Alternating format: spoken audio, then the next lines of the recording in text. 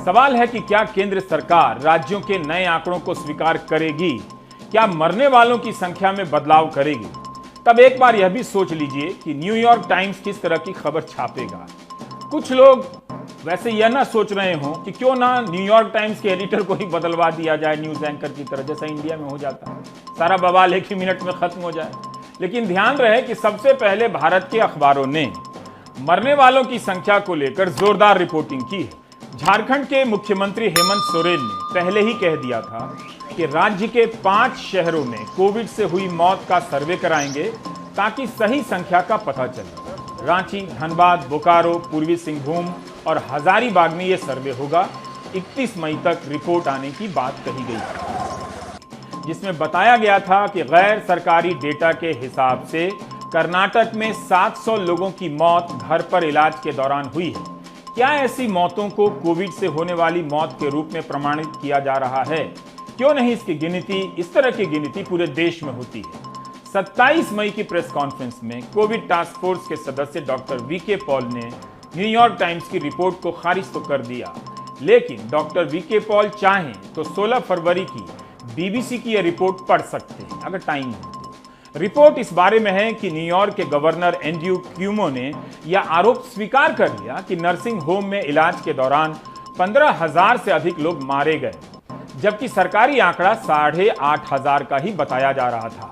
वहां नीति थी कि जो लोग कोविड सेंटर के बाहर मर रहे हैं उनकी गिनती नहीं होगी। गवर्नर ने अपनी गलती मानी और न्यूयॉर्क स्टेट ने मरने वालों की संख्या में बदलाव कर दिया। तत्कालीन गवर्नर क्यूमो को कहना पड़ा कि मैं जिम्मेदारी स्वीकार करता हूं, मरने वालों की संख्या हमेशा सही थी, छिपाया नहीं जा रहा था, लेकिन हमसे कुछ जगहें खाली छूट गई। इससे लोगों को तकलीफ हुई है, मुझे बुरा लगा है। क्या भारत में आप इसकी उम्मीद कर सकते हैं कि कोई कहे कि हमारे आंकड़े गलत हैं, गलती से कुछ छूट गया है? नदी में लाशें बहती देखी गई, शमशान गृहों में लाश जलाने की कोई जगह नहीं थी। उनके रिकॉर्ड आज भी बता रहे हैं कि सरकार का आंकड़ा संदिग्ध नहीं, झूठा है। इतना झूठा कि 19 अप्रैल को संदेश अखबार छापता है कि पिछले 48 घंटों में गुजरात के 7 शहरों में कोविड प्रोटोकॉल से 1495 शवों का अंतिम संस्कार किया गया।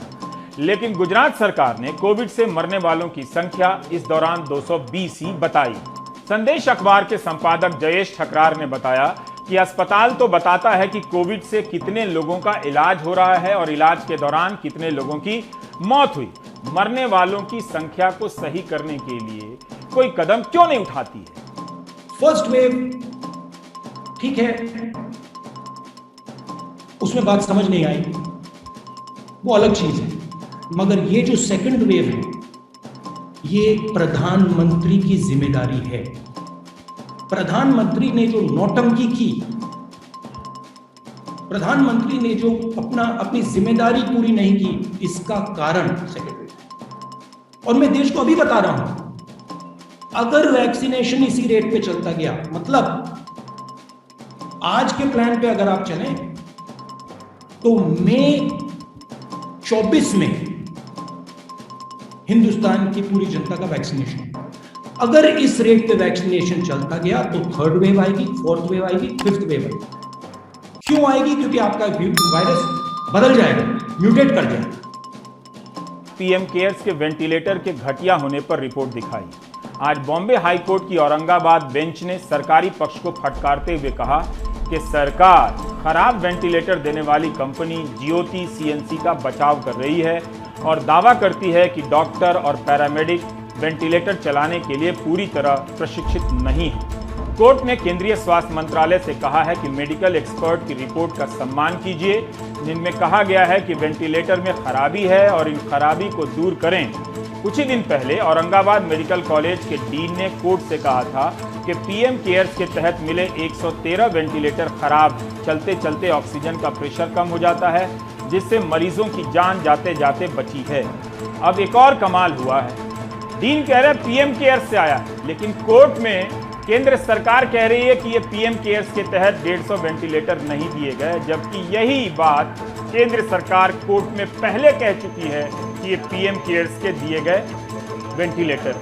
मिडिल क्लास को समझना चाहिए, उसके लिए जो अलग से सुविधा बनाई जा रही है, दरअसल सुविधा नहीं है, यह सरकार की अपनी दुविधा का समाधान है कि कहीं मिडिल क्लास सोशल मीडिया पर हाय हाय ना मचाने लग जाए, विदेशों में इनके रिश्तेदारों को शर्म ना आने लगे कि इंडिया में यह हालत हो गई। मिडिल क्लास को भी देखना होगा कि अस्पताल और इलाज की सुविधा सबके लिए बराबर हो, हर जगह एक समान और अच्छी हो, ताकि जरूरत पड़ने पर अगर आप गरीबों के अस्पताल में भी इलाज कराने जाएं तो इलाज मिल सके, जैसा कि आप इस बार कर रहे थे।